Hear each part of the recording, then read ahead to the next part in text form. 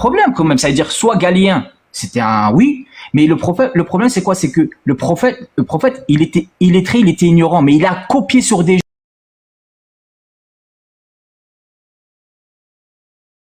gens sans savoir si c'était juste, si c'était pas juste. Mais là, on va voir que c'est juste. Les os, le sclérotome, il vient avant les myotomes, le mésoderme, pardon. Eh bien, et ça, c'est scientifique. Je peux te trouver, il y a plein d'articles là devant moi là. Maintenant, ça fait longtemps que tu parles de mésoderme. Maintenant, est-ce que tu peux nous faire le rapport entre ce que tu dis et ce que Allah dit dans le Coran?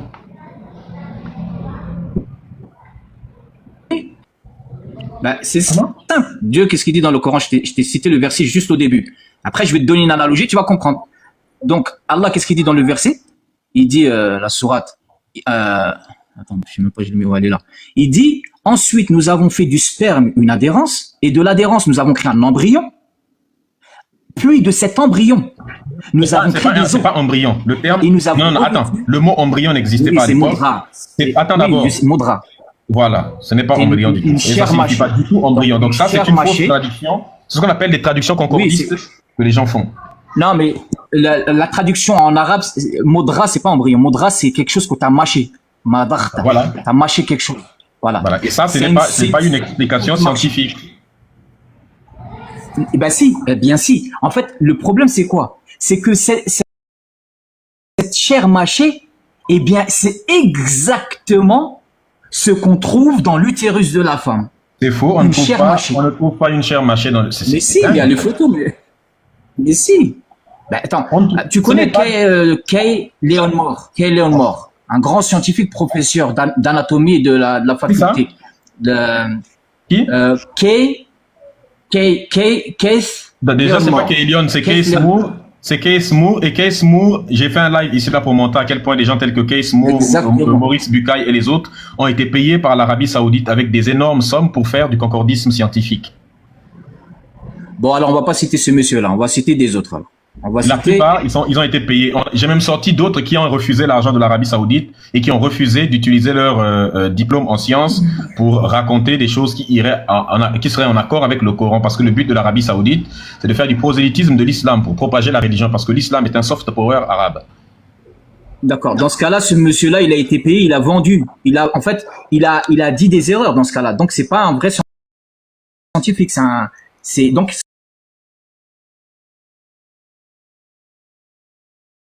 ce qu'il a dit, c'est faux. Quand un scientifique est payé pour dire, quand tu es payé pour dire quelque chose, ce que tu dis n'a aucune valeur. Je sais pas si les sites scientifiques pour toi, j'en ai plusieurs. Clinique Calgate. Tu connais ce site-là? Non. C'est pas un site musulman, hein, c'est des athées, hein, c'est rien à voir avec l'islam. Donc ils sont spécialisés dans l'embryologie. Et ils ont dit que les os se formaient avant la chair. Ils disent eux. Non, il te dit les somites. Les somites, c'est la base, en fait. C'est la base de ce qu'on voit ici. En fait, c'est les cellules ventromédiales qui vont se développer. Exactement. Les os. Le Coran est clair. Les os. Les os viennent avant la chair. Oui. Et c'est scientifiquement prouvé. Et la chair pousse sur les os. Parce que, en fait, pourquoi? Parce que, en fait, il te dit attends, quelle est l'étape? Écoute-moi d'abord, attends. À quelle semaine du ventre de la femme où on peut distinguer clairement un squelette tout seul avant que, n'est-ce pas, la chair commence à pousser, et où on peut même distinguer la chair en train de pousser sur le squelette? C'est à quel moment? C'est vers on va dire la 5e semaine, les trucs comme ça. D'accord. Maintenant, ce qu'on va faire, c'est-à-dire, on va dire dans les débuts du... Sors-moi une échographie qui montre la photo d'un squelette dans le ventre de la femme avant que la chair ne pousse dessus. Mais ça, ça, tu le vois au microscope. C'est au microscope que tout ça s'est fait. Non, en fait, c'est... On ne fait pas rentrer le microscope dans le vagin d'une femme, quand même, toi aussi. Non, mais il y a eu des études. Pour regarder à travers le ventre d'une femme, c'est pas dans un microscope. En fait, si toi, déjà, à la base, si t'es pas d'accord avec moi, comme quoi il y a 3 couches, l'ectoderme, le mésoderme et l'endoderme, est-ce que tu es d'accord avec moi que ces couches-là, elles arrivent directement aux 5e semaine? Si À la cinquième semaine de la grossesse, est-ce que tu as une photo d'une échographie où on peut distinguer les os avant la formation de la chair? Ou même, je sais pas moi, une IRM, quoi que ce soit. Je peux pas trouver là maintenant une photo, mais ça, ce que je te dis, c'est des paroles de scientifiques. C'est pas moi qui ramène ça de ma tête, hein. C'est scientifique. Là, moi, je te ramène rien de ma tête. Après, le problème, c'est que c'est ça, en fait. Là, si on peut pas se mettre d'accord sur ça, alors que c'est des paroles scientifiques. C'est le dermatome, le myotome, le sclérotome. Tu es simplement en train de répéter un article probablement musulman qui est en train de faire du concordisme, c'est-à-dire essayer de plaquer. Vous êtes simplement en train d'essayer. Écoute-moi d'abord. Mais tu es monté avec des scientifiques, avec des musulmans qui sont en train d'essayer, de dévoyer, n'est-ce pas, la science. Il n'y a aucun moment où les os se forment avant la chair. Je te demande de nous identifier clairement le moment où le fœtus n'est que os, sans chair. Cite-moi un article scientifique. Cite-moi une revue scientifique. Écoute-moi. Donne-moi la revue scientifique. Regarde. Donne-moi je vais te donner l'analogie. En fait, l'analogie, c'est quoi? Ne me donne pas l'analogie. Donne-moi une revue scientifique, un comité de lecture qui a pondu un article scientifique avec son numéro DOI pour qu'on aille vérifier. Qui confirme cela que oui, je peux te le donner. Vas-y. Ah oui, mais je peux te le donner. Attends. Donc, on va dans le NCBI, le site NCBI. Je sais pas si tu connais. C'est une revue scientifique? Ah, c'est scientifique, quoi. Est-ce que c'est une revue? NCBI. Oui, c'est National, l'autre là. National Library of Medicine. Oui. Voilà. Est-ce que pour toi, c'est une revue correcte? C'est un site de santé qui vient du NHS américain, donc oui. D'accord. On va voir qu'est-ce qu'ils disent. Donc là, en fait, le lien, je sais pas comment je peux l'envoyer. Attends, en fait, tu vas dans développement biologie, le 6e édition, développemental biologie. Tu mets. Lis ce qu'il y a écrit. Ouais, donc je te dis. Ouais, je vais te le dire. Donc, il dit quoi? Il dit donc je vais le traduire en français, hein, parce qu'il est en anglais. Il dit quoi? La détermination du sclérotome et du dermatome. Donc là, il dit quoi? Il dit la portion ventromédiale du somite est induite à devenir le sclérotome par des facteurs parasines. Le sclérotome, c'est la base, en fait. Comme je te disais, la base du squelette. Par des facteurs parasines, en particulier Sonic Edgegaard. En fait, ça, c'est des produits chimiques qui vont venir pour, voilà, sécrétés par la notochorde et la plaque ventrale du tube neural. Les cellules du sclérotome expriment un nouveau facteur de transcription, PAX1, requis pour leur différenciation en cartilage. Le cartilage, c'est la base. Elle exprime aussi LMF, un inhibiteur de la famille des facteurs BHLH, myogéniques, qui initie la formation musculaire. En fait, là, c'est quoi, là? Qu'est-ce qu'il dit? Il dit que le sclérotome, il vient, en fait, empêcher que le muscle vienne en même temps. Il est obligé de mettre la poutre et ensuite mettre le mur. C'est-à-dire, en fait, parce que la chair, elle veut venir en même temps, alors que lui, il l'empêche. C'est ça ce que ça veut dire, là. La traduction de le PAX1, requis pour leur différenciation en cartilage, elle exprime aussi, L-6 MF, un inhibiteur de la famille des facteurs. En quoi ça nous démontre que les os, en quoi ça nous démontre qu'à un moment donné dans le ventre de la femme, il y a un squelette formé des os et sans chair. Ouais. Ce n'est pas du tout ce que ça prouve. Ça n'a aucun rapport. Tu cites des choses, tu lis des trucs que tu ne comprends même pas. Le sclérotome, Mais tu tournes autour du Le sclérotum. sclérotum, en fait, c'est le programme osseux. Non, écoute-moi, vite fait, Médusa. Le sclérotum, c'est le programme osseux et prioritaire. Et il bloque la voie musculaire. Le sclérotum, c'est la base. Sans ce sclérotum, le muscle, la chair ne peut pas venir. Et ça, c'est les scientifiques qui le disent. Et tous les scientifiques sont d'accord. Donc le Coran, quand il dit l'os, oui, c'est l'os. Parce qu'ils disent tous ça. Tous, sans exception. Ce que tu fais, c'est totalement faux déjà ce que tu racontes. La question que je te pose est très simple. Tu nous parles de sclérotum, ça n'a totalement aucun rapport. On te parle là de microbiologie. Maintenant, est-ce que tu peux me dire à quel moment de la grossesse d'une femme on peut regarder dans l'échographie où on peut voir uniquement les os? Par exemple, la chair commence à pousser à la 5e semaine. D'abord. Donc la chair commence à pousser à la 5e semaine de la grossesse. Eh bien, en fait, le sclérotum vient, ensuite les dermatomes, le myotome. Oui, les myotomes, la peau vient l'histoire de myotome et puis de dermatome. À quelle semaine de la grossesse la chair commence à pousser? C'est simple. Il vient, ben attends, mais je viens de te répondre. La 5e semaine, tout se forme. Ça va, en fait, ça va trop vite. Ça va trop vite. Mais le sclérotum empêche, c'est-à-dire la structure osseuse cartilage empêche la venue. C'est quoi la structure osseuse cartilage? Oui, tu prononces des termes, je n'ai pas envie d'être très l'autre là avec toi, mais les termes que tu prononces, tu les mets en désordre. On sent que on appelle ça de l'ultra-crépidarianisme, parler des choses qu'on ne maîtrise pas. Et tu es obligé de répéter ça en boucle. Ma question, elle est simple. Attends d'abord. À partir de la 5e semaine, à partir de la 5e semaine. Oui. Pour toi, on a les os, mais on n'a pas encore la chair. Et la chair commence à se former à partir de la 5e semaine, c'est ça? Écoute-moi. Il va nous parler du sclérotum. La structure osseuse.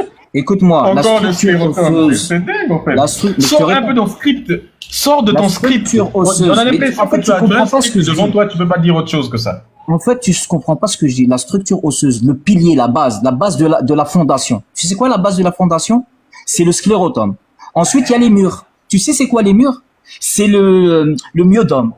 Donc, toi, tu ne veux pas comprendre. Toi, en fait, tu as mis le myodome avant le sclérotum. Il ne répond pas à ma question. C'est faux. Ton histoire, on ne parle pas, le Coran ne parle pas de myotome, de sclérotum. Je t'ai posé une question très simple. Le Coran, c'est pas le biologique, mais en tout cas, il a tout mis dans l'ordre. Il a dit que c'était les os avant la chair. Et toi, tu as dit la chair avant les os. Donc, tu t'es trompé. D'accord. Dis-moi. C'est simple. Dis-moi, on va mettre fin à ce débat de manière très simple. Ouais. D'accord? Bon. Vas-y. Quand une sourate du Coran est prononcée, il faut lire les tafsirs des grands savants de l'islam. Toi, tu n'es pas un savant. Est-ce qu'on est d'accord que tu n'es pas un savant? Je suis pas un savant. Mais le Coran, on va lire ce que tu n'as pas, un musulman comme toi n'a pas le droit de faire les tafsirs du Coran. Mais on parle pas de tafsir, là on est dans la science. Oui, non, écoute-moi d'abord. Écoute-moi, tu n'es pas un savant de l'islam.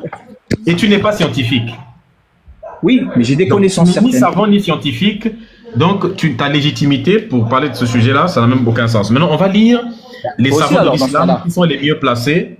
On va lire ce que les savants de l'islam, n'est-ce pas, disent de ça. Non. Médusa, non, s'il te plaît. Les savants de l'islam, ce ne sont pas des médecins. Ils interprètent des versets, mais à leur époque, il y avait ça, c'était pas. Quoi? Ce que tu dis n'a pas de sens, en fait. Les savants de l'islam sont les mieux placés pour savoir de quoi parle un verset. Ils ont plus de connaissances en islam que toi. Mais on parle de science, de la biologie, mon ami, c'est pas du tafsir, c'est pas l'explication du Coran. Or, tous les versets coraniques ont des explications, ont des tafsirs. Bah, vas-y, ramène les tafsirs, on va lire. Vas-y, bismillah. Voilà. On va lire. Donc, je vais même faire mieux. Je te sors un hadith sahih. Voilà. Comme ça, au moins, tu ne pourras pas refuser. Tu es un musulman sunnite, non? Hein? Oh, j'écoute. Voilà. Tu es un musulman sunnite et tu ne peux pas refuser un hadith authentique. Comme ça, je te fais mieux que le tafsir. Donc, on laisse le tafsir, on sort un hadith authentique. Voilà. Comme ça, c'est rapporté c'est ton propre prophète qui parle. Comme ça, tu ne pourras pas dire que le prophète Mohammed ne connaissait pas l'islam à cette époque-là. Rapporté par Abdullah bin Masoud, le messager d'Allah, c'est-à-dire ton prophète, salade, tomate, oignon, le véritable est véritablement inspiré. Donc, c'est-à-dire que ton prophète était véritable et on dit qu'il était véritablement inspiré. Donc, j'ai du mal à imaginer qu'une personne véritable et véritablement inspirée puisse dire des bêtises en étant inspiré par l'esprit le plus véritable, vu qu'on est dans tout ce qui est véritable, n'est-ce pas? Donc, voici ce qu'il a véritablement dit, n'est-ce pas? Je cite. La question de la création, n'est-ce pas, d'un être humain est mise ensemble dans le ventre de la mère en 4 jours. En 4 jours. Et alors, il devient un caillou de sang épais. En 40 jours. On a une période. En 40 jours. En 40 jours. En 40 jours. Voilà, oui. En 40 jours. Ce qui est faux déjà sur le plan médical. Ah bah oui. Et donc, oui, c'est évidemment ce qui est faux. Donc, il dit des choses fausses aux inspirations. Ça ne m'étonne pas que le Coran aussi, qui est rapporté par la même personne qui dit des choses fausses, soit également faux. Et alors, il devient un caillou de sang épais pendant une période similaire, donc 40 jours aussi. Puis un morceau de chair pour une période similaire. Alors, Allah envoie un ange qui reçoit l'ordre écrite qui reçoit l'ordre d'écrire 4 choses. Il lui est ordonné d'écrire ses actes, c'est-à-dire ceux de la nouvelle créature. Donc Allah envoie un ange, voilà, pour finir. À chaque fois que les gens mourent, il se passe ça au paradis. Ses moyens de subsistance, donc l'ange écrit les moyens de subsistance. Ses dates, n'est-ce pas, du décès. Donc l'ange, il écrit déjà quand est-ce que la personne va mourir. Et s'il sera béni ou misérable. Là seulement les parents ont mouru, hein, l'enfant n'est même pas encore né. On écrit déjà tout ça. S'il sera béni ou s'il sera misérable. Donc en gros, la prédestination. On va savoir pourquoi Allah va juger cette personne puisqu'il a déjà écrit tout. En religion. Puis l'âme est insufflée en lui. Ainsi, un homme parmi vous peut faire de bonnes actions jusqu'à ce qu'il n'y ait qu'une coudée entre lui et le paradis. N'est-ce pas? Mais tu n'iras quand même pas. Donc tu peux faire autant de bonnes actions s'il avait été écrit que tu iras en enfer, tu finiras en enfer. On va savoir pourquoi Allah va nous juger ensuite à la fin. Et puis, ce qui a été écrit pour lui décide de son comportement et il commence à faire des mauvaises actions caractéristiques des gens du feu de l'enfer. Et de même, un homme parmi nous, parmi vous, peut commettre des mauvaises actions jusqu'à ce qu'il n'y ait aucune coudée entre lui et le feu, n'est-ce pas, de l'enfer. Et alors, ce qui a été écrit pour lui décide de son comportement. Donc, tout ce qui a été écrit de quelqu'un, c'est ce qui décide du comportement de la personne, la prédestination. Et il commence à accomplir ces actes caractéristiques des gens du paradis. Sahih al-Bukhari, numéro 3208. Donc, même ton prophète, il fait des tafsirs pour expliquer ce qui est écrit là-bas, mais on n'y comprend rien du tout. Tu sens que c'est un verset qui a été écrit simplement. En fait, la religion, c'est quoi? C'est vraiment le triomphe de l'ignorance humaine. C'est-à-dire que... Attends, je termine. La religion, c'est vraiment quelque chose qui recule l'esprit humain. Les amis, il est 21h15. Allez voir si Seigneur Bonbon est déjà en live. C'est l'heure où chez lui. Chez lui, il est 21h15. Ici, il est 23h15. Donc, chez lui, il est 21h15. Heure du Cameroun. Après, je ne sais pas s'il est 21h ou 20h ou 22h15, je ne sais pas. Ouais, il est mercredi. Certains disent oui, d'autres disent non. Je ne comprends pas. Il est en live ou il n'est pas en live?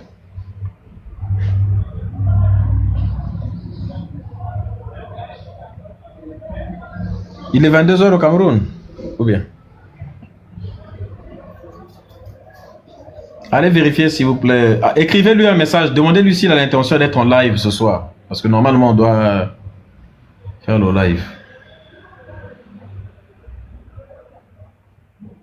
En fait, la religion, c'est le triomphe de la bêtise humaine. Des gens écrivent des textes avec un langage de l'époque. On voit l'amateurisme dans la façon de l'écrire. N'importe qui à l'époque qui pouvait mougou avec une femme savait très bien, c'est une façon de décrire quelque chose qui, c'est pas scientifiquement décrit, c'est la description la plus rudimentaire de quelque chose. Tout le monde à l'époque savait que quand tu mougoussais avec une femme, tu libérais quelque chose sortait de ton bangala et rentrait dans la femme. Et après que cette chose-là rentre, le ventre de la femme commence à devenir dur, n'est-ce pas? Donc quelque chose de dur se forme à l'intérieur, et cette chose, n'est-ce pas, commence à grandir petit à petit. Celui qui écrit encore le nom de Black Queen, je vais le bloquer définitivement. Pourquoi vous donnez la visibilité à des gens qui n'en valent pas la peine? Les gens qui font des lives avec 12 personnes, vous venez écrire son nom ici, là, pourquoi? On a 500 personnes ici, est-ce qu'ils sont 500 là-bas? Vous aussi. Nous, on fait un live, on a 500 personnes, et ça, c'est les chiffres les plus petits qu'on fait. L'habitude, on est 800, on est 900 personnes ici, là. Vous venez écrire que cette idiote fasse un live où elle m'insulte. Ça va changer quoi? Ah, vous aussi. C'est pas comme si quelqu'un qui a 2 millions d'abonnés m'insulte, ça peut avoir de l'impact, n'est-ce pas? Comme ça, j'irai là-bas. Mais quelqu'un qui n'a pas 2 millions d'abonnés, quelqu'un qui a moins d'abonnés, quelqu'un qui n'est rien, qui n'a rien, des bandes de frustrés, vous venez écrire son nom à chaque fois. Vous aussi, je ne vous comprends pas. C'est parfois vous-même qui rendez les gens visibles. Les gens vous insultent pour essayer d'avoir la visibilité et vous partez là-bas pour aller vous rendre compte à quel point, mais à chaque fois que vous partez là-bas, c'est vous qui rendez encore visibles les gens. Faut arrêter ce genre de truc-là. Pourquoi vous donnez la visibilité aux gens?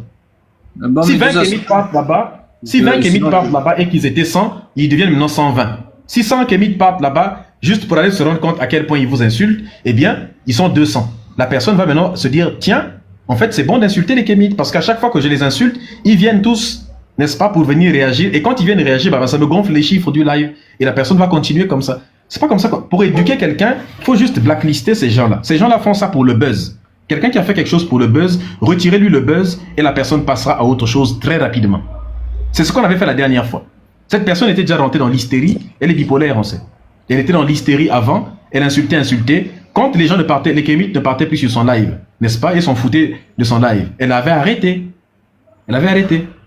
Donc, voilà. Faut la bloquer. Vous la bloquez tous et puis vous vous foutez complètement. D'ailleurs, moi, je l'avais bloquée depuis longtemps. Donc, même si elle est morte, moi, c'est pas mon problème. Donc, la prochaine personne qui écrit encore son nom dans les commentaires, on va le muter directement. Et tant pis pour vous. Donc, tapotez, ces gens-là nous envoient des invitations. Mais ils vous envoient des invitations parce qu'ils ouvrent un live et puis... mon frère, t'avais il n'y a pas de sens. Bon, oui, mais attends un peu, parce que pour régler un truc là rapidement. Si vous ne montez pas là-bas, est-ce que le live aura du sens? Arrêtez d'aller monter sur ce genre de live-là. Ne montez pas là-bas. Ils vont parler, il n'y aura aucun kémite pour leur servir de punching ball, et puis allez, ça va passer. Qu'ils aillent parler de leur idéologie, c'est simple. Donc, bloquez-la complètement, et puis vous allez voir que c'est fini. C'est comme ça qu'on sanctionne quelqu'un. Vous êtes une communauté qui est assez puissante, mais vous agissez encore comme des enfants. Des gens réussissent à vous manipuler comme ça. Quand on est une communauté assez puissante, il faut savoir installer de l'ordre. C'est simple. Donc,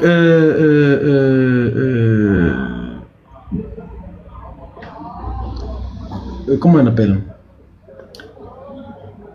Voilà, donc, Matsala. Tout le monde savait que quand tu mougou avec une femme, quelque chose rentre dans une femme, et puis ça commence à durcir, et après ça durcit, puis après ça devient un enfant. Et puis la femme naît. C'est exactement la même chose que le Coran dit, de manière très terre à terre. Donc, le fait de s'extasier, maintenant, le religieux c'est quoi? C'est quelqu'un, même la phrase la plus banale, merci beaucoup Yeyeto, la plus banale, la plus infantile qui existe, eh bien, il va essayer d'extrapoler, de faire du concordisme, de vouloir démontrer que cette phrase-là, vraiment, il se trouve des connaissances incroyables dessus. C'est simplement de la masturbation intellectuelle. C'est cette personne qui a un fantasme, qui essaie de faire ressortir dans un texte banal, et on peut le faire avec n'importe quelle phrase. Tu peux me sortir n'importe quelle phrase. Si je veux rendre cette phrase-là intelligible, je vais le faire. Médusa, s'il te plaît, mon ami. Est-ce que dans ce cas-là, pour toi, le verset du Coran, il est faux quand il dit les os avant la chair? On vient de le démontrer. Tu n'as pas été capable de le montrer, en fait. Donc, enregistrez bien ce que Médusa dit. Médusa, tu es en train de dire que la chair vient avant les os.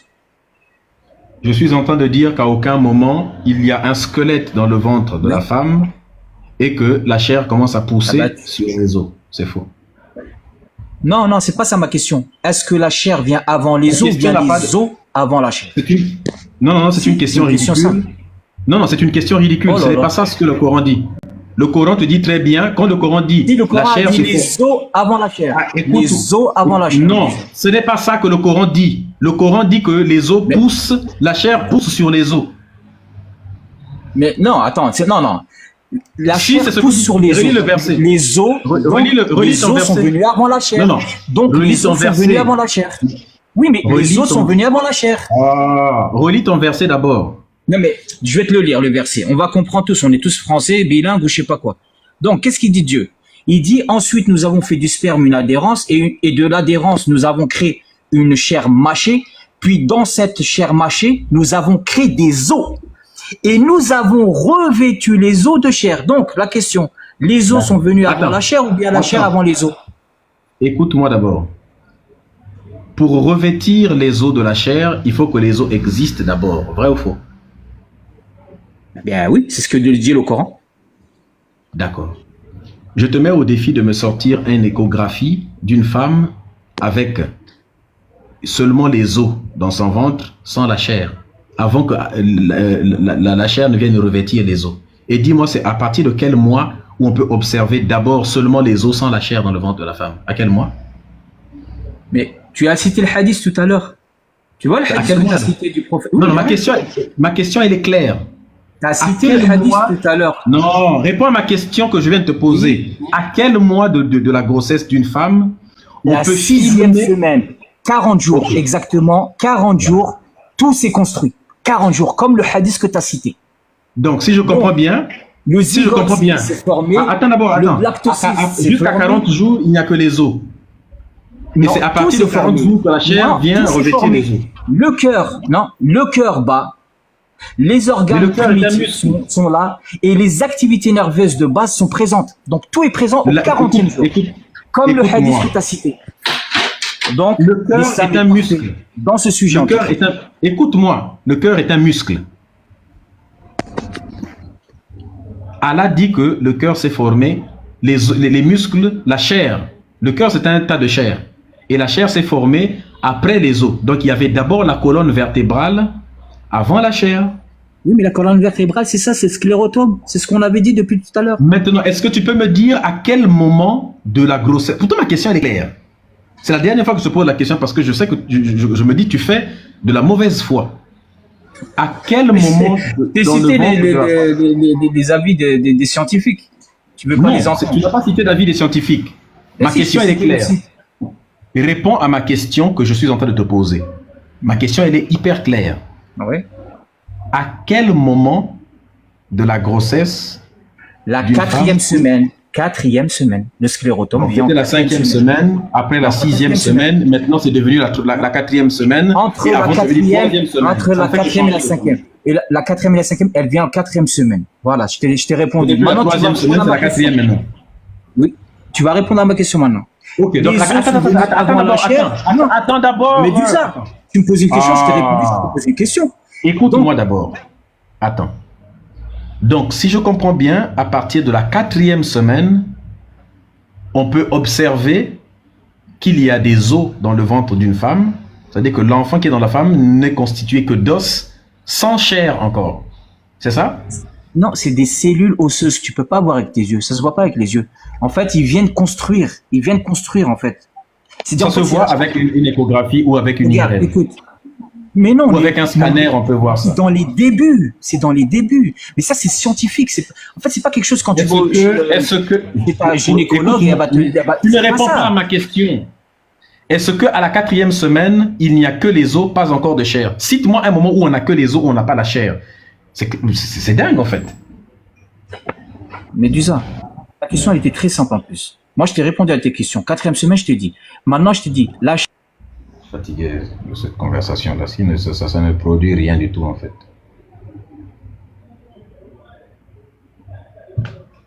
C'est de la mauvaise foi. On te pose la même question 1000 fois. On te pose la question 1000 fois, il tergiverse. En fait, il n'a pas l'intention de répondre. Tu pourras lui poser la question 1 million de fois, il ne va jamais répondre. On peut observer ce qui se passe dans les eaux. On peut les observer à travers plusieurs outils scientifiques. Donc, s'il y a un moment où, si les os viennent revêtir la chair après 40 jours, pourtant ton prophète a parlé de 40 jours. Et là, tu nous sors une échographie où on voit juste les os et on ne voit pas la chair. On te demande à quel moment dans le ventre d'une femme on ne peut observer que les os d'un enfant sans la chair. Que les os et sans la chair. C'est clair en fait. Puisqu'on dit que la chair vient revêtir les os. Donc il faut déjà que les os soient là. Tous les os sont en place. Et puis là, la chair vient revêtir après. Pourtant, c'est clair en fait.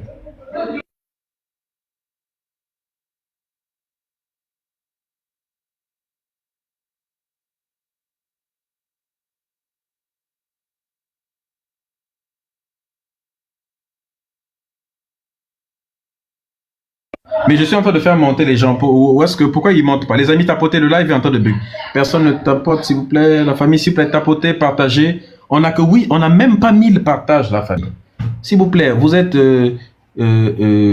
pas, comme dit le pasteur de Acer, hein? 1000 partages, c'est quoi? C'est juste 500 personnes qui partagent 2 fois, 2 fois, 2 fois.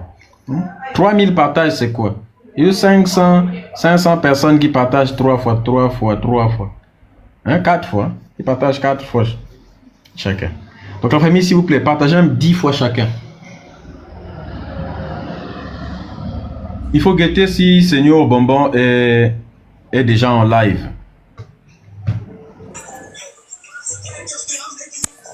Allô? Allô? Allô, oui. Bonjour, Farou. Bonjour, monsieur Médis. Comment vas-tu? Ça va, je vais très bien. Est-ce que tu es musulman?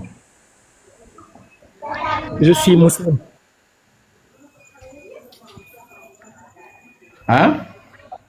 Je suis musulman. Oui, c'est pareil. Donc, non, c'est pas pareil.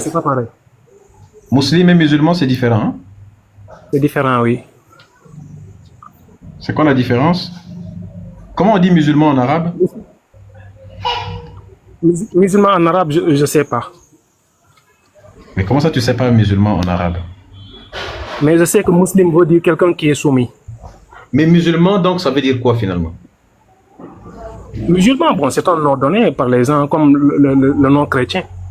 Ceux qui se disent musulmans, là, en réalité, bon, ils sont dans les idéologies, sunnites ou bien chiites. Mais en vrai, ceux qui sont dans l'islam, ils s'appellent musulmans. C'est dingue votre affaire là, vraiment. Donc toi, tu es musulman, c'est ça? Musulman tout court, oui. Je ne suis pas musulman comme les musulmans du monde comme ça. Donc tu es un tout court. Comment? Donc tu es coraniste? Non, je ne suis pas coraniste, je ne suis pas salafiste. Musulman tout court, ça n'existe pas. Ça n'existe pas, musulman tout court. Non, j'ai dit musulman tout court. Ça n'existe pas. Musulman, c'est musulman. Pourquoi nous fatiguer pour rien du tout? Ça n'existe pas. Non, ça c'est ton opinion. Moi, je peux bel et bien me défendre. Hein. Tu pries combien de fois par jour? 5 fois. Où est-ce que tu as trouvé le chiffre 5? Le chiffre 5 dans le Coran. Donne le surat. Le chiffre 5 dans le Coran. Pour la prière. Pour la prière, bon, Allah nous a parlé de Salatul Fajri. Allah nous a parlé aussi de Qiyamul Layli. Et ce qui se trouve entre Fajri et, comment dirais-je, et Qiyamul Layli. L'après-midi et puis Al-Fitr. Ça fait 5, hein?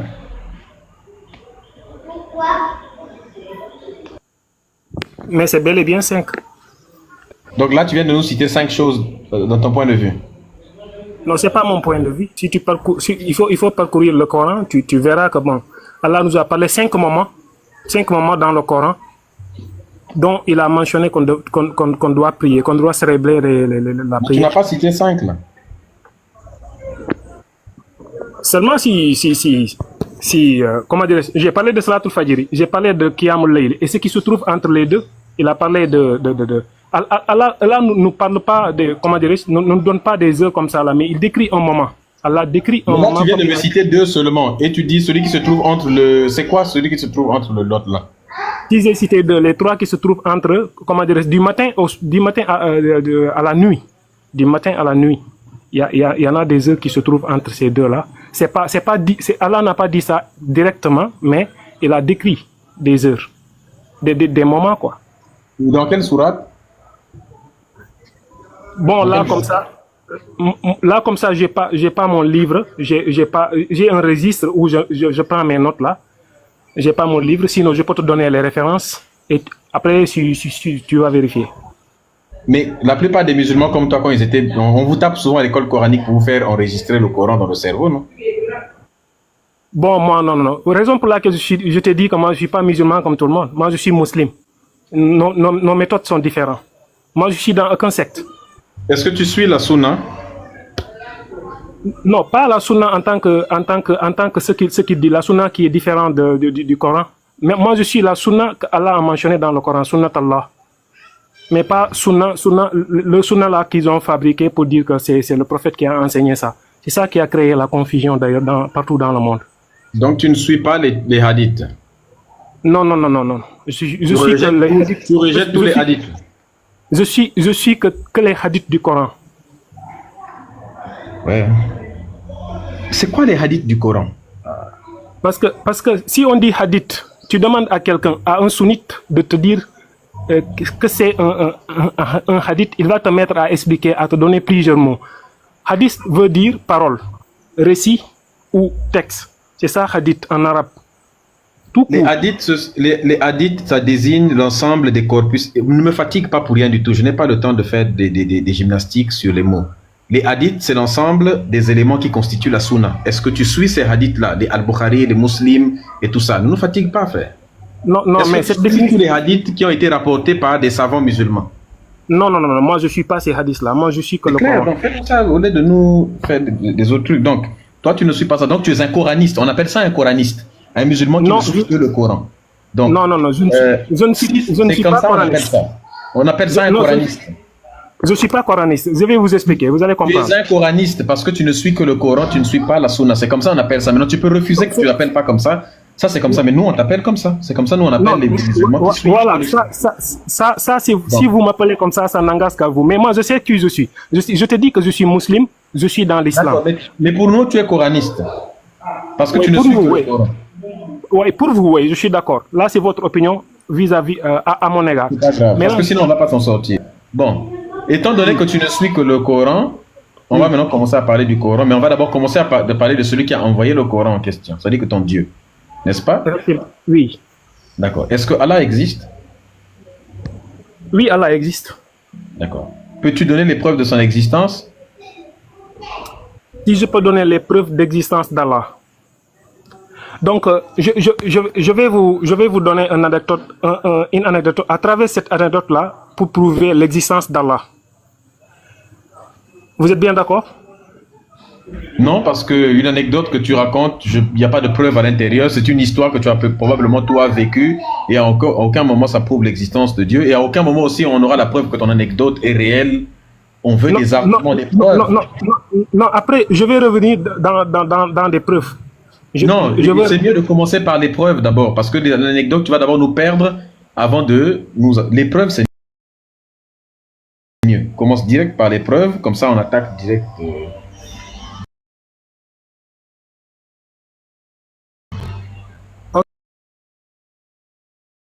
Ok, donc je vais commencer par les preuves, comme vous le dites. C'est vous qui nous orientez. Donc, quand on est né, nous, on n'a pas choisi au fait. On est né, soit on est né musulman, on a trouvé notre famille pratique, ils disent qu'ils sont musulmans. Mais après, quand on grandit, on commence à comprendre certaines choses-là. Et moi, j'ai appris le Coran, mais je n'ai pas fait attention à beaucoup de choses qu'on me dit que c'est Allah qui a dit ça. Mais finalement, j'ai commencé à approfondir le Coran pour étudier, pour comprendre les paroles d'Allah. Et là, j'ai rencontré dans Surat 17, verset 36, où Allah nous dit « Wala taqfu ma laysa laka biha ilmun, inna sama wal basara wal fuhada kullu ulaika kana anhu mas'ula » Et ne poursuis pas ce dont tu n'as aucune connaissance, car lui, la vue et le cœur, sur tout cela, tu seras interrogé. Je me suis arrêté. Et pourtant, on me disait avant que, bon, ma raison n'a pas de place. En l'islam, quand on te raconte, on te dit que c'est Allah qui a dit, le prophète a dit, il faut croire, il faut suivre, sans expliquer, il ne faut pas douter. Mais j'ai dit, là, tiens, Allah nous demande de réfléchir par nous-mêmes, pour comprendre. Parce que si tu ne réfléchis pas, tu ne pourras pas comprendre l'existence d'Allah. Puisque déjà, c'est quelque chose de compliqué. Maintenant, pour comprendre si Allah existe vraiment, il faut lire le début de Baqarah, là où Allah dit, Alif Lam Mim, Dhalikal Kitabu la rayba fihi hudan lil muttaqin. Après, il dit Alladhina yu'minuna bil khayb. Alladhina yu'minuna bil khayb, c'est ça même qui constitue la foi. Puisque bon, dans la Allah mesure où à quoi ça sert de nous réciter ça en arabe, vu que personne ne parle arabe ici? Oui, je traduis. Maintenant, Allah nous dit ceux qui croient, ils croient à l'invisible. Donc, Allah existe, mais on ne peut pas le prouver comme ça à l'œil nu. C'est ça la croyance. Justement, donc Allah n'existe pas. Tu sais à quel moment on a besoin de croyance dans la vie de quelqu'un? On a besoin de croyance dans la vie d'une personne quand on n'est pas capable de démontrer, de prouver quelque chose. Par exemple, est-ce que tu sais que tu as des parents ou bien tu crois que tu as des parents?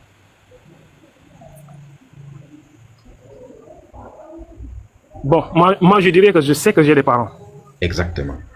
Pourquoi? Parce que tu ne peux pas dire que tu crois que tu as des parents. Parce que dire que tu crois que tu as des parents, ce serait supposer que tu n'es pas convaincu, tu n'es pas tellement sûr d'avoir des parents. Or, ça ne te viendrait même pas à l'idée parce que c'est une évidence. Ce n'est pas les preuves qui manquent. Et si quelqu'un doute, d'abord même, comment la personne, d'abord tu dis, mais d'abord même, avant même je peux te montrer les photos de mes parents, et mais avant même de faire ça, je peux même te les montrer, les parents, mais avant même de faire ça, d'abord tu dirais, mais d'abord si j'avais pas de parents, comment j'allais exister, puisque je ne peux exister que en venant du ventre d'une maman. Donc c'est la logique.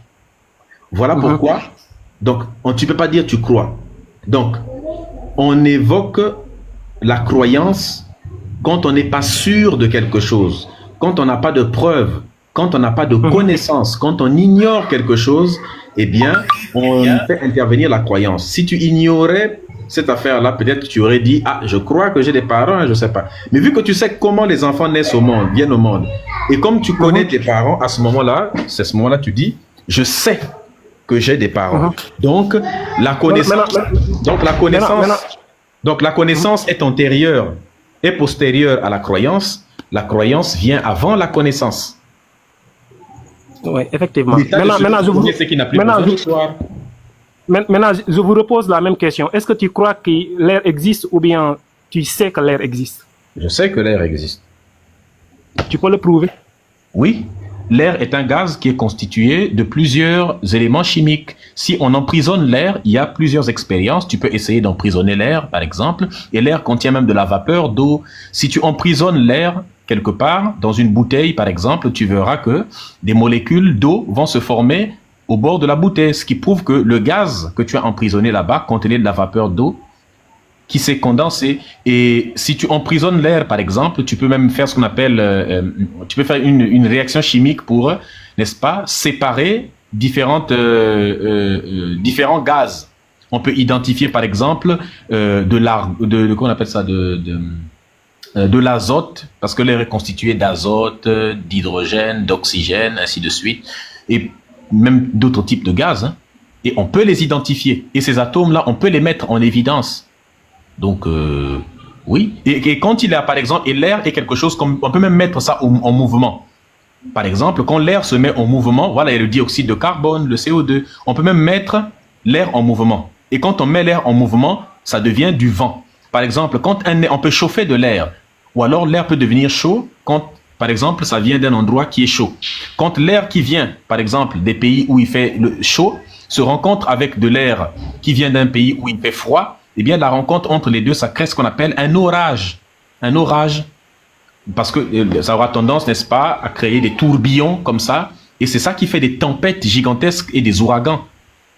Donc oui, et on peut voir très bien les effets de l'air quand l'air est en mouvement, on le sent sur ma peau. Oui, on peut voir, vous avez dit on peut voir les effets de l'air, mais pas l'air en tant que...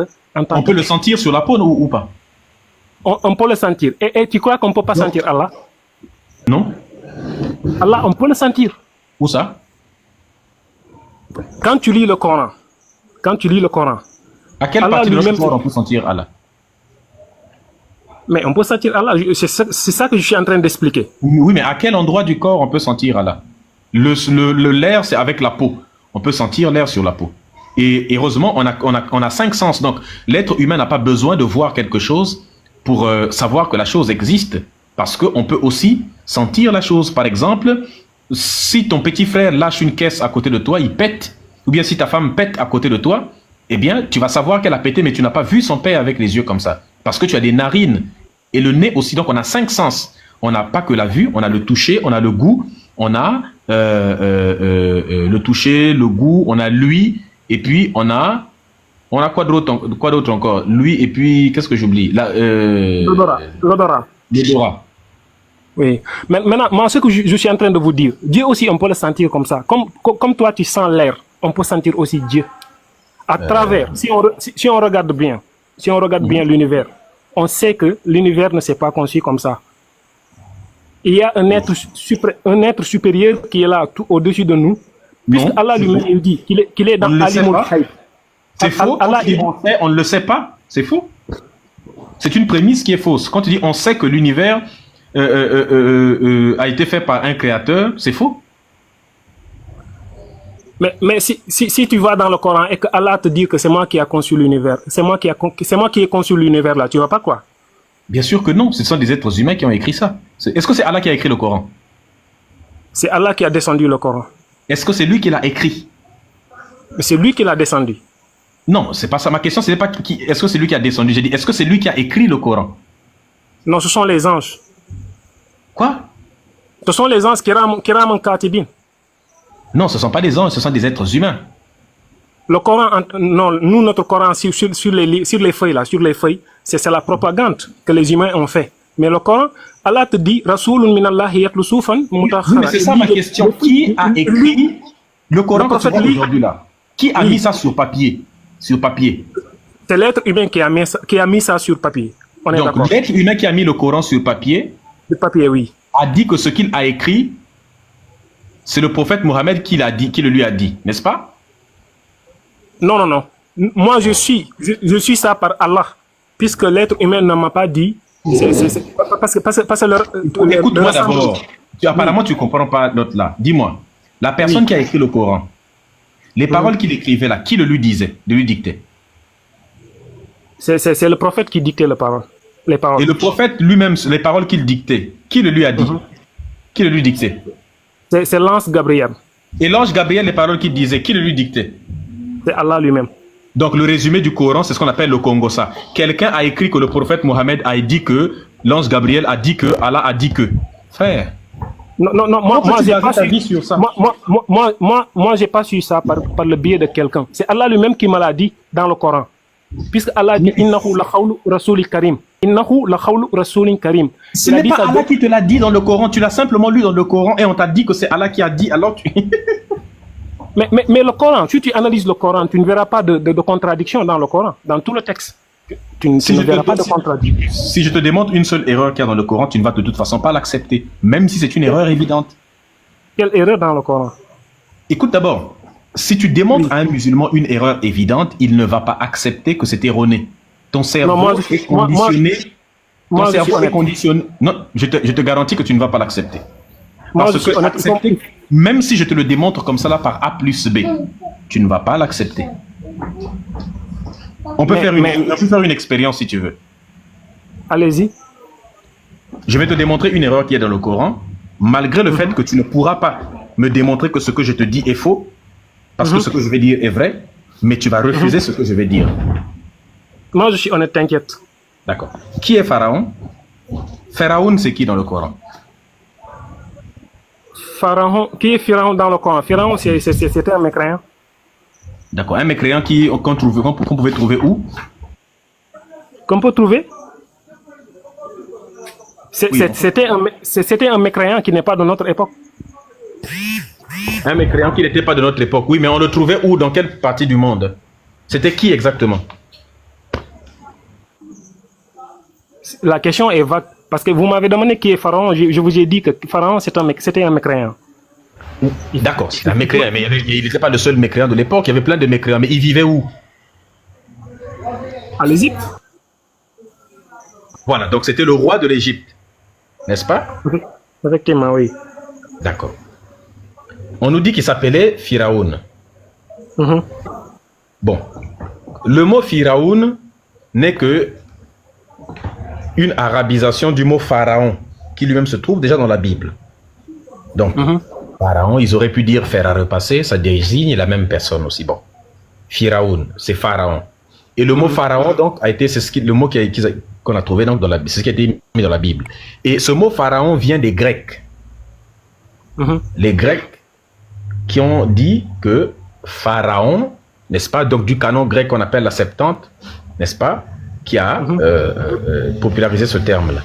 Bon, le mot pharaon, quand on a cherché d'où est-ce que ça venait, on s'est rendu compte que ça veut simplement dire la maison. Ça vient du mot père Aa, qui veut dire la maison.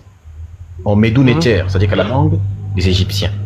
Et dans aucun texte de l'Égypte antique, on appelle quelqu'un par ni un ouvrier, ni un vagabond, ni un criminel, ni encore moins, évidemment, un roi. Personne ne s'appelle comme ça.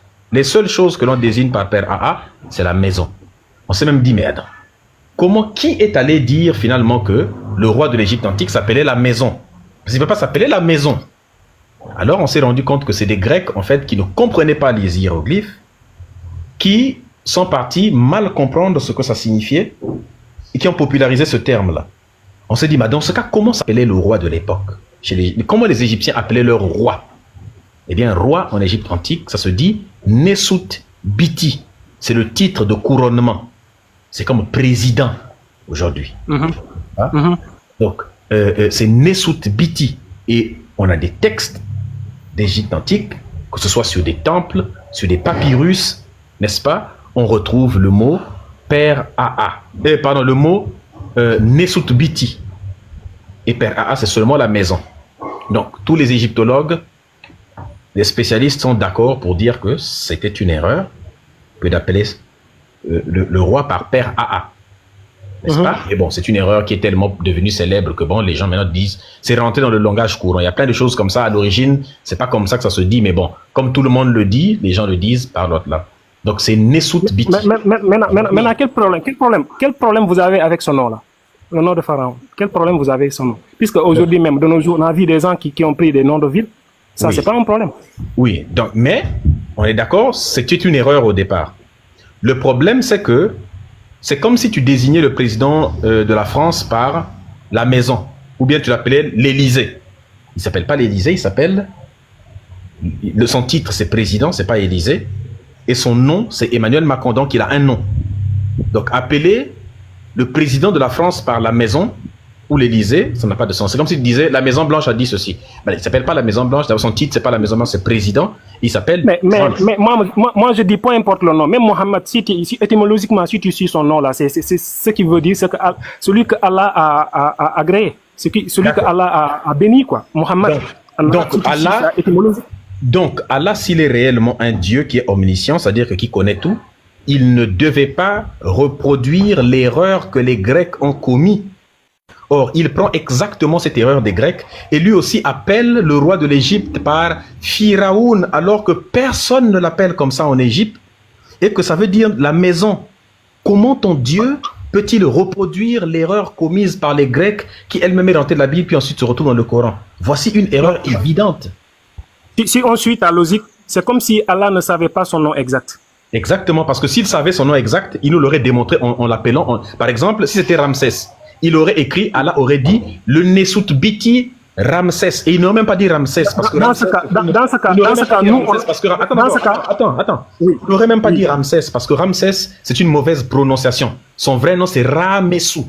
Donc, il aurait même dit le Nesut Biti Ramessou Hekayunu pour Ramsès III ou bien Ramessou Merihimana pour Ramsès III. Là, on aurait dit, ah ouais, la précision de Dieu. En même temps, c'est mais moi, je vous donne un exemple. Si je viens dans une ville et que je trouve quelqu'un célèbre, on l'appelle, moi j'ai trouvé les citoyens de cette ville-là l'appellent un nom.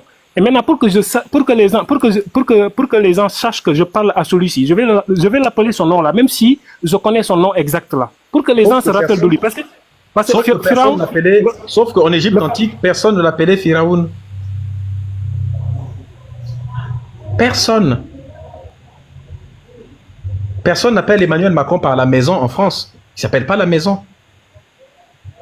Avant tout ça, c'est l'histoire qui le dit. Tu ne peux pas comparer l'histoire que les gens ont cherché. Bon, tu le compares avec le Coran. C'est insensé même. Puisque tu as fait tes recherches là, quelqu'un d'autre peut faire des recherches et affirmer quelque chose d'autre. Là, tu vois. Et ben, c'est ce que je te disais au départ. Peu importe la vérité que je te donne, eh bien, tu ne vas jamais l'accepter. Là, tu n'as aucune preuve, mais tu as simplement envie de contredire parce que tu dis, voilà, même si on a trouvé, mais peut-être que quelqu'un d'autre va faire des recherches, même s'il n'y a rien. Tu ne pourras jamais accepter que le Coran a commis une erreur, même si on te montre l'erreur devant ton nez, comme ça. C'est comme si, c'est l'exemple que je donne souvent. La croyance, ça dit que ça bassine le cerveau de quelqu'un. L'endoctrinement, c'est quoi? C'est ton habit là, il est rouge sur ta photo de profil. Bon, on va prendre celui qui a l'habit blanc là sur ta photo de profil. Eh bien, imagine que dans ma tête, je m'étais dit que son habit est violet. Si j'arrive et puis je me rends compte que son habit est blanc, c'est simple. Je change ce qui est dans ma tête. Je me dis, ok, j'ai toujours pensé que son habit était violet, mais en réalité, son habit est blanc. Donc, je vais laisser la réalité m'enseigner. Attends, je t'explique. Je donne un exemple. Ne coupe pas d'abord l'exemple, s'il te plaît, c'est très important. Ouais, allez-y. Normalement, je dois laisser la réalité m'enseigner. C'est-à-dire, je dois laisser la réalité m'enseigner. J'ai vu que l'habit est blanc, à ce moment-là, je change l'erreur qu'il y a dans ma tête. Mais si je suis un endoctriné et que depuis mon enfance, on m'a dit que c'est Dieu qui a dit que l'habit de ce gars-là est violet. Et Dieu ne peut jamais avoir tort. Mais malheureusement, j'arrive devant et je vois que l'habit de ce gars-là est blanc. Mais si on m'a conditionné depuis le plus jeune âge à considérer que ça ne peut pas être autrement, je vais aller trouver les moyens de dire que peut-être ce sont mes yeux qui ne regardent pas bien. Donc je vais commencer à accuser tout un tas de choses, mais sauf la réalité. Je vais accuser mes yeux. Peut-être que c'est mes yeux qui ne voient pas très bien. Peut-être si j'avais des lunettes ou des loupes, j'aurais pu distinguer la vraie couleur qui est violette.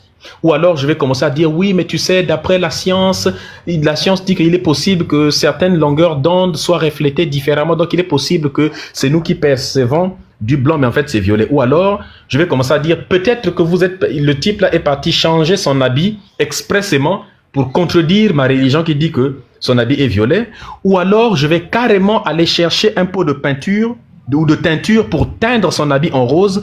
Mais tout est fait, tout ce que je vais faire ira dans le sens de ne pas accepter la réalité de la blancheur de son habit.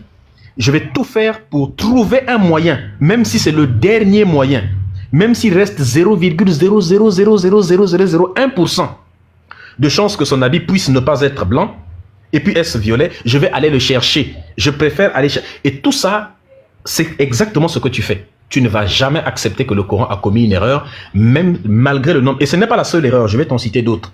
Tu verras que tu auras le même raisonnement. C'est la puissance de l'endoctrinement. Et heureusement, nous avons réussi, nous, à en sortir. Mais certains sont encore dedans, dans l'endoctrinement religieux.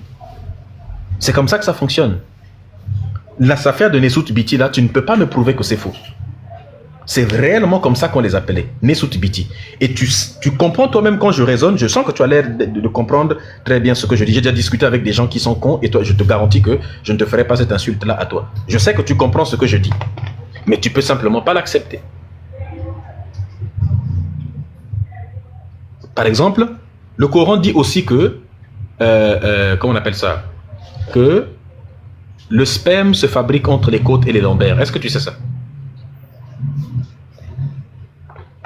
Ton micro est fermé, amiral Farouk. je vais éclaircir quelque chose avant qu'on parle de ça même. Tu as parlé. Moi, aujourd'hui, je te dis, Allah nous a défendu de suivre quelque chose, ce dont on n'a aucune connaissance. Tu m'as donné une information, je vais aller faire mes recherches. Là, je t'en remercie. Mais je te dis quelque chose. Même si tu regardes dans le Coran, là, je te dis, Allah fait quelque chose dont, après les ans, s'il continue le recherche, il sera donc, c'est ça que Allah a voulu dire. Même le mot Juma là, ce que les gens aujourd'hui traduisent par vendredi là. Mais Juma ne veut pas dire vendredi, mais quelque chose, tout le monde considère que Juma, ça signifie vendredi. Ils font les découvertes des planètes là pour donner à Juma le nom de vendredi. Vous savez. Maintenant, quand Allah appelle Firaouna, quand Allah appelle quelqu'un Firaouna dans le Coran, c'est lui qui l'a appelé, mais il faut pas approfondir pour chercher pourquoi Allah lui a appelé comme ça Firaouna. Moi, je te dis, jusqu'à présent, même les habitants, jusqu'à présent, ceux qui dirigent en Égypte, on les appelle les pharaons, ça n'a pas changé. Le nom que tu as cité là, on les appelle pas ce nom-là. Peut-être dans l'histoire, si tu recules un peu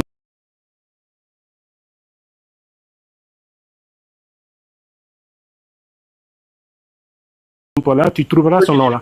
Aujourd'hui, on ne les appelle pas des pharaons. Le président de l'Égypte s'appelle Abdel Fattah al-Sisi. Personne ne l'a jamais appelé pharaon. Et dans aucun texte officiel de l'Égypte, du gouvernement égyptien, il s'appelle pharaon. De toute façon, il n'est même pas, il fait pas partie du peuple originel de l'Égypte. C'est un arabe. Il est issu de ceux qui ont arabisé l'Égypte.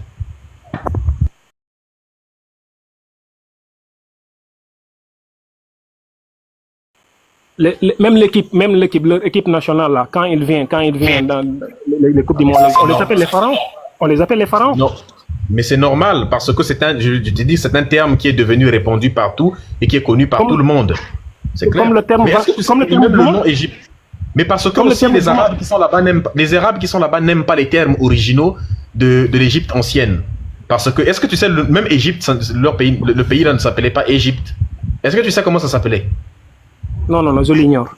Ça s'appelait le royaume de Kemet. Ça s'appelait Kemet. Or, Kemet, ça veut dire le pays des Noirs étymologiquement. Et on sait, les Cheikh Anta Diop et les autres ont démontré cela, que la civilisation égyptienne était noire. Mais comme c'est les Arabes qui ont conquis et qui dominent le pays actuellement, ils ne veulent strictement pas que l'on évoque le côté noir de cette Égypte-là.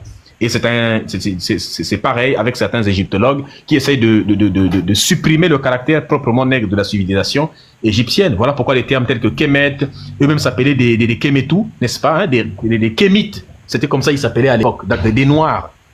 Mais ils essaient de supprimer ça. Donc, naturellement, ils vont... Mais Nesut Biti, ça veut dire celui qui vient du sud, n'est-ce pas, donc, de la Nubie, du Soudan, là où vient la civilisation égyptienne. Donc, des termes comme ça, eux, ils n'aiment pas ça parce que ça rappelle trop que c'est une civilisation noire. Donc, ils préfèrent des termes qui ont été inventés de toutes pièces, ainsi de suite. Même leur pays, ils préfèrent continuer à l'appeler Égypte. Mais si c'était normal, ça devrait s'appeler Kemet. Maintenant, toi, tu as fait tes recherches là, tu as vu ces informations là et tu as cru à ces informations là. Donc, c'est pas que j'ai cru, j'ai vérifié et j'ai vu que c'était exact. Il s'agit pas de croire. Et à un moment donné, la vérité n'a pas besoin qu'on croie en elle ou pas. Par exemple, je ne crois pas que 1 plus 1 égale à 2. Je ne crois pas que la gravité existe. Si je doute que la force de gravitation existe, eh bien, je n'ai qu'à aller sauter d'un immeuble et je serai très fixé pour savoir si ça existe ou pas. Il y a des choses, tu n'as pas besoin de croire ou pas. Si tu dis à quelqu'un que le pistolet, si tu tires, il y aura une balle qui va sortir. La personne te dit non. Tu n'as pas besoin de croire. Il faut lui tirer sur la jambe et puis il va voir. Tu tires d'abord sur une bouteille à côté, la personne voit par lui-même. Comme ça, la personne, si elle lui dit, est-ce que le pistolet tire? Il va dire, le pistolet tire des balles. Il va dire, oui, c'est vrai. Est-ce que tu crois? Il dit, j'ai pas besoin de croire. J'ai vu une balle transpercer une personne ou bien faire sauter une bouteille. Il y a des choses, tu n'as pas besoin. Et normalement, c'est comme ça qu'un être humain doit fonctionner. Il ne doit pas croire. Il doit connaître. Parce qu'en général, on croit quand on ne sait pas. Par exemple, tu crois en Allah parce que tu ne le connais pas. Tu ne l'as jamais vu, tu ne l'as jamais entendu parler, tu n'as jamais rencontré même quelqu'un qui l'a rencontré lui-même ou quelqu'un qui a parlé avec lui. Tout ce que tu sais de lui, c'est ce que d'autres personnes ont écrit dans un livre qu'ils prétendent avoir reçu de quelqu'un qui lui-même a parlé à quelqu'un qui a parlé à quelqu'un qui a parlé à Allah. L'homme qui a vu l'ours. N'est-ce pas? Donc, moi, j'ai pas cru à ces gens-là. Moi, j'ai cru ce que j'ai vu, l'écriture. C'est l'écriture du Coran qui m'a convaincu. Mais ce sont ces gens-là qui ont écrit cette écriture-là. Non, là le Coran est inimitable. Le Coran est inimitable. Personne ne peut l'imiter. Mais imiter dans quoi? Dans sa structure. Quelle structure? Comment le Coran est structuré là? Personne ne peut l'imiter. Par exemple, si tu prends... Le Coran est mieux structuré que la Bible, par exemple. Comment?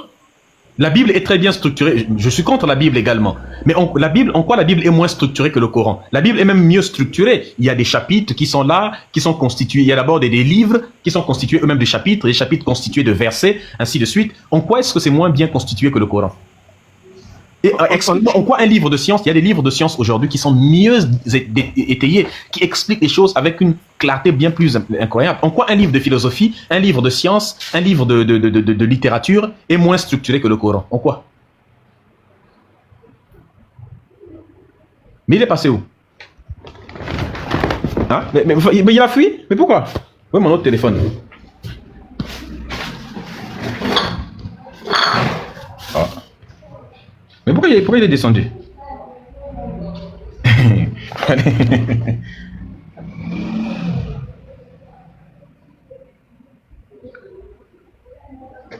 Tapotez s'il vous plaît la famille, partagez le live, sécurisez le live s'il vous plaît. Tapotez s'il vous plaît, partagez, sécurisez. Seigneur Bonbon n'est toujours pas en live, mais donc il ne va pas liver aujourd'hui. Oh, nous les gens, nous on était préparés. Il n'est pas en live.